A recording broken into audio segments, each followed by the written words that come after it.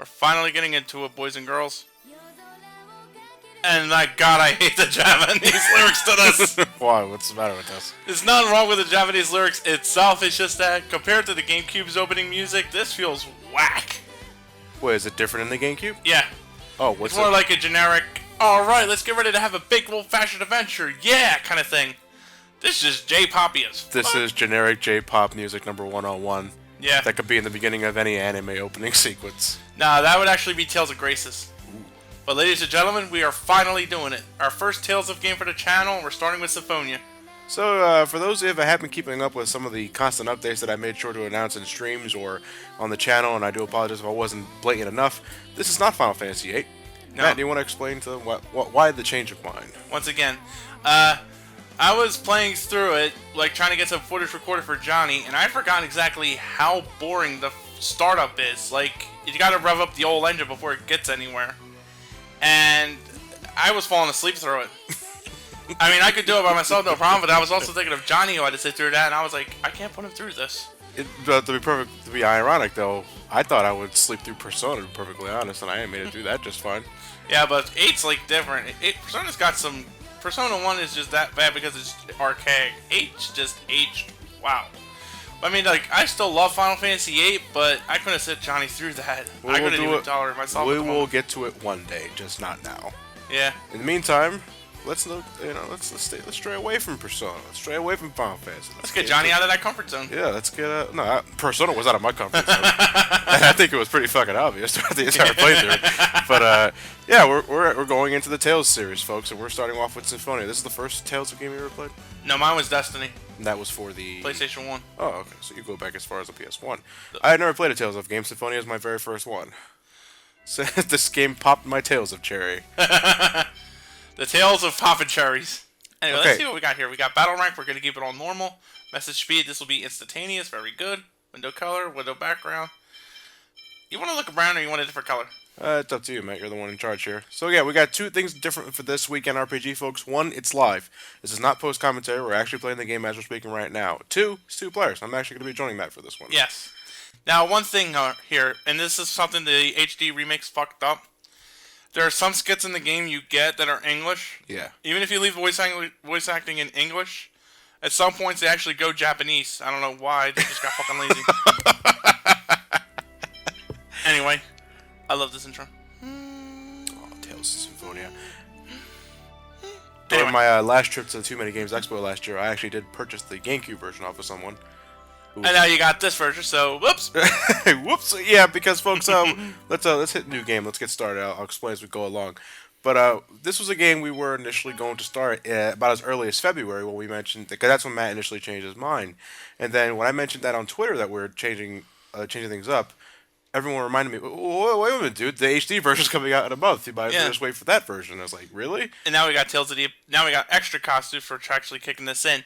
If you have files from like Graces and Iselia, the game will read that and give you extra costumes for those too. Yeah. There existed anyway, a giant tree. This here is going to be a basic thing here, but it's going to get so much fucking wackier. However, caused this tree to wither away. As someone who is not very familiar with the Tales series, though, I can say that I think Symphonia is pretty easy to pick up. Yep. But here's the odd thing about Tales of games. If you really want to jump into the series, start as late as you can. As late as you can? Like, honestly, I should have probably broken you into this with Iselia. Because when you do that and you go back to Symphonia, this shit is archaic. We're talking going from Devil May Cry 3 to Devil May Cry 1. Whoa, but I think Symphonia is still a fine and entertaining game, don't get me wrong. It's just that when Tales of games progress, there's usually a big leap forward. Like, you don't get free run in this until Abyss. So, you're going to notice it when you play Abyss, and you're like, damn, I can't go back to Symphonia so easily. But then again, I mean, barring Legendia was a colossal fuck-up. Ooh. Alright, I'll keep that in mind when I decide to progress further. Anyway, our protagonist here is Whitey McTonto, Lloyd Irving. And Lloyd is for... has epilepsy.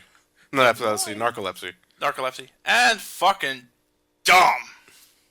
I'm talking dumb, da dumb, dumb, dumb, da dumb, dumb, dumb, dumb, dumb. Dumb. That's 14 dumbs. You count it? No. I don't know. Yeah, but we got full voice acting for most of the dialogue in this game, folks. Yeah. Except for the Skits. yeah, I don't get why there no voice acting for that. There's no English voice acting. I think Japanese voice acting has that. Was there voice? I could have sworn there was voice acting in the GameCube version of that, though. In the skits? Yeah. I don't remember there being, but then again, I could take another look. Is No. there any immediate before you get into that? Is there any immediate differences in the HD version compared to the GameCube? Because I know you played the hell out of the GameCube version. The HD version has the casino that's open. The HD version has a harder vision, I think. There's Mystic Arts. There's...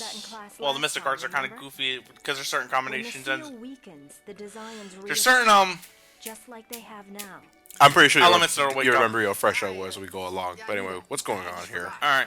Meanwhile, we're learning a bit about the world here. Basically, there are these people called designs, who basically take humans, steal them, and make them work in their human prisons. So they're basically viewed as the bane of humankind. Now chosen one. Until, like, the chosen one here, Colette, goes on a journey of world regeneration. Apparently, the world regeneration... I'll let you take that one, Colette. It is a journey to seal the designs. Okay. Upon passing the trials of the goddess Martel, the summoned spirits that protect the world awaken, and mana is restored. There's a sort of pilgrimage, kind of like Final Fantasy X. In fact, you're going to see a lot of Final Fantasy X parallels to this. I have a few hours into this game myself, folks, for the sake of getting ready for this Let's Play, and I was drawing a lot of 10 parallels on along the way. You're going to draw a lot more. Designs consume vast amounts of mana in their human ranches. That's what we're trained to learn. And Lloyd fell asleep again. By the way, I personally don't like Colette. The Chosen's journey has two purposes. To revive The Colette is pretty much the meek, innocent girl. No, Clumsy. Colette's a klutz. Yeah. But that's not the reason why I don't like her. What's the We'll reason? get into that later. Oh, okay, I see.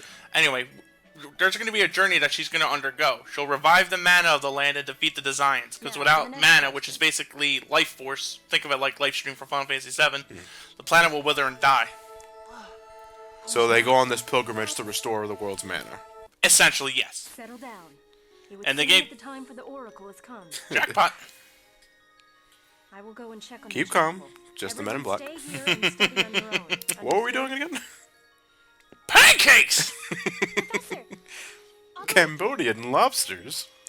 That sounds like an execution If it method. is the oracle, the priest Or a will wrestling come move. for you. It's the Cambodian lobster! Bah, gah, gah! Wait here with everyone else. Cool. Actually, it's funny you mentioned that. The weekend that we're starting this, WrestleMania is on Sunday. Shit. And the 10 HD remaster came out recently. Anyway, we'll move around like this. This is going to be something I'll explain more in depth later. Right now, we're just going to take a look at our screen. Lloyd here has Demon Fang. The more Lloyd uses Demon Fang, I'm not going to act like the move itself gets better, but he'll learn more abilities as you use your arts. TP, I'll explain that part in battle though, but basically what I want to say here is that the more you use one particular art, eventually by the time you get to a high enough level, you'll learn a new art born from this art. Yeah. So you have to keep using the basics if you want to get better at it. Gotcha. Realistic progression in Now, a sense. folks, even though I am assisting Matt with this playthrough, it is still primarily Matt's game, because I'm not doing any of the overworld movements. That's all Matt. I'm pretty much only important during battle. Thank you, Johnny. That's basically like telling us to go play. Yeah, right? The professor seemed nervous. This here is our friend Genis. His name rhymes with penis. Whatchamacallit. In Japan, his name was actually Genius, referencing his high intellect, which I thought was really fucking lazy. I'm grateful for Genis. At least it makes it seem like we're at least trying to hide it. I was like, there's really no effort put into that name. Oh, you should have seen what they did with Rain. Rain's Japanese name was Refill, as in I'll refill your health. Effort. What's with the Looney Tunes silhouette of the wall? We'll find out. Okay. Rain will get mad. I'm really curious to find out what happens to Colette when she receives the Oracle. They always talk about this, but no one tells us what really happens. Stop being such a Genus head, Genus. Gina said. It's research. By the way, there are actually relationship values in this game. Not talking like, Lloyd's going to turn around and butt-fuck Genus. No. But there's like affection values, so to speak, with friends. Let's use another Tenet parallel, for example. You remember how at some points, like, if you were to get up a high relationship value with, say, Orin, he would ride with you on the jet ski to Makalani instead of Lulu? Yeah. It's kind of like that. Except there are actually really important scenes that play out each time you do so. So, this game does have some replay value to that in that respect. Anyway. Apparently, Colette is now curious about it because we're curious. Because fuck it, there's nothing to do here. Exactly. Dwarven vows. These are basically vows that teach you how to be a decent human fucking being. They're more like guidelines. Anyway, Lloyd is a human, but his father's a dwarf. So apparently he's got a missing pop. Anyway, now if we hit select button where we find skits, we can actually perform a skit. The skits, like an active time event in Final Fantasy IX. A good way of thinking about it, yeah, but it also helps us build character among our world and help us learn about the worlds and ourselves. For example, here we learn... sorry. She's a klutz. Damn, what a klutz. So big that you get a title for it. Let's talk titles, guys. Now, you may see this down here, Lord Irving Swordsman. Colette here is a fledgling chosen. These mean nothing. But, if you go to, like, a different title, you'll see there that there's HP, there's strength, and then there's accuracy. Now, I'm not going to tell you what the numbers are for each of them that offhand, because I'm not going to commit that much of this game to my memory. But each kind of nickname you give your character will alter their stats upon level up. Yeah. For example, if you level up Colette while she's a klutz, her HP, her strength, and her accuracy will go up more so than the other stats. But that doesn't completely ignore TP, defense, right, intelligence, and evasion. Right, but it would give them a stronger boost in that particular field, so you're going to have to think about what title you want to give your characters as they level up. It's pretty similar to the Esper bonuses you get in Final Fantasy VI. That's a good way of thinking about it, yes. Some of them, however, like Genis here, they'll give no bonuses, but they may actually alter the costumes. For example, Genis the Noble Son will look like Luke von Faber in a battle. We'll show that off later. Gotcha. Anyway, let's go to... what am I looking for here? Oh, that's not it. Alright, Johnny, who do you want to be? Colette or Genis? Give me Colette. Alright, we're going to put him on to... Hold on. No. Never forget Colette. Alright. Never forget. Johnny will now be manual. This will make him 2 players. He'll have Wraith Thrust, which will basically throw the chakram at the enemy. Yes. Alright. Long range attack. Yeah, Colette's kind of like a mid-range fighter, so to speak. Let me alter Genis' strategy though. Here you're gonna tell exactly your AI what they're gonna be doing in combat. For example, I'll have Genis attack. I'm gonna let him attack freely, but I'm gonna have him stop using his magic or TV once he drops below 25%, and he's going to focus on long-range magic. Whenever you choose a character to be human, their strategies will always be attack freely, use skills freely, or move freely, so to speak. And you could get away with ignoring this kind of shit in normal difficulty. Hard and above, you might want to pay a bit more attention. For example, here with Colette, she's going to attack relatively the same enemy, but she's going to stop at once, and she won't exactly pursue them. So you see, it's like that. Alright? And that's pretty much strategy in a basic nutshell. I'm not going to go too deep into it. I wonder if Rain's going to be mad at us. We just have to get back to class before she does. I like Lloyd's optimism, even though he's a complete fucking doofus. And Colette's squares that just went ape shit. Colette's picture frame is kind of loose. Tighten that bolt. Oh, sorry. Probably. Yeah, I always did just find the skits don't have voice acting when everything else does. They fixed that in later Tales games. Anyway, you may have remembered that I put Lost Sun on the Genis, and his clothes suddenly changed. Now he looks like Luke from Tales of the Abyss. Apparently everybody just went apeshit. This here is Frank. This is, apparently Colette's father. Frank! Frankie! Yo, Frankaboo! What happened to everybody in the village? They're all gone because the designs came through the village, apparently, and they just went right by and went to the temple, so they hurt nobody. And Iselia here has a non-aggression treaty with the designs. Basically, there's a human ranch that they were talking about right near the coast of Iselia. Yeah. The mayor signed one with the leader of that area, Forcistus. And as long as the Forcistus says, and the agreement states that as long as nobody from Iselia goes to fucks with the ranch, they're not going to fuck with Iselia. Simple as that. Which is kind of ironically weird, though, Considering that the world that we're in is supposed to be anti, like, you know, the designs are like the bane of all humankind, yet one of them comes here and assigns a non-aggression treaty. Yeah. Wait a minute. Exactly. That's the kind of world that's the kind of thing about Tales games. It's not so much sloppily written, but they kind of do it to foreshadow things. Unfortunately, with Symphonia, one of the biggest problems about the game's script, in my opinion, is they're really fucking obnoxious with the foreshadowing in Symphonia. Like, oh wow, this is gonna be a plot twist. About as subtle as a sledgehammer. Yeah. Especially with Colette.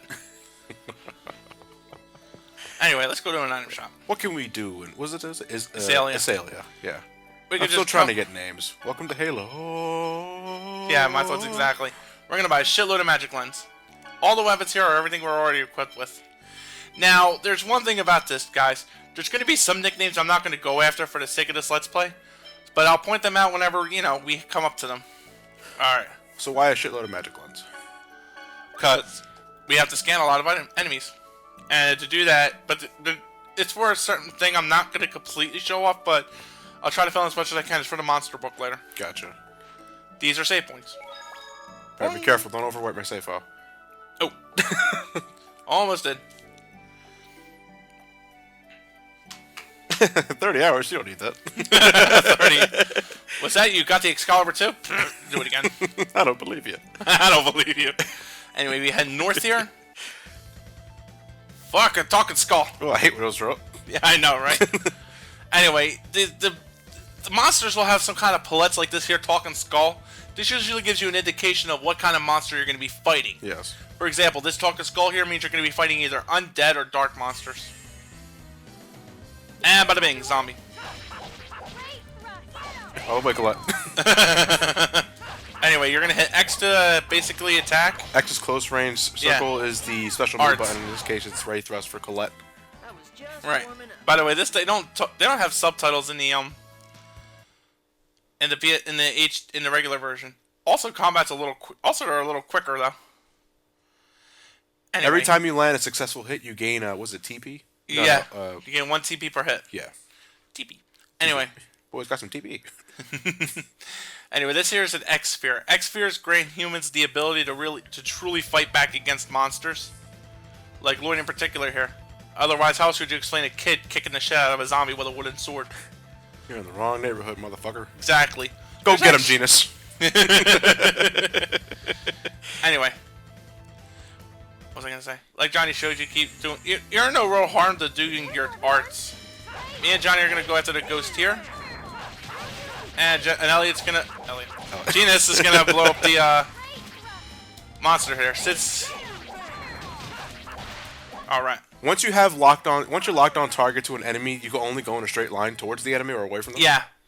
Like I said, Tales of the Abyss introduces free roam where you can just hold one button and then move around the battlefield. Yeah. Anyway, whatchamacallit, what was I gonna say?